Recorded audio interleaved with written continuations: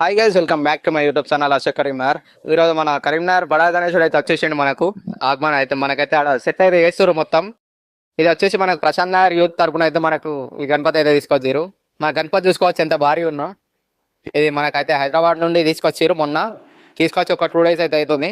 Background మన గణేశుడిని చూసుకోవచ్చు, ఎరకపైన కూర్చున్న గణపతి. గణేశుడు అయితే నెక్స్ట్ లెవెల్ ఉన్నది. గణేశునికి మనకైతే ఆడ స్టేజ్ వర్క్ అయితే జరుగుతుంది మొత్తం. అక్కడ మనకు వెల్డింగ్ అయితే చేస్తుర్రు.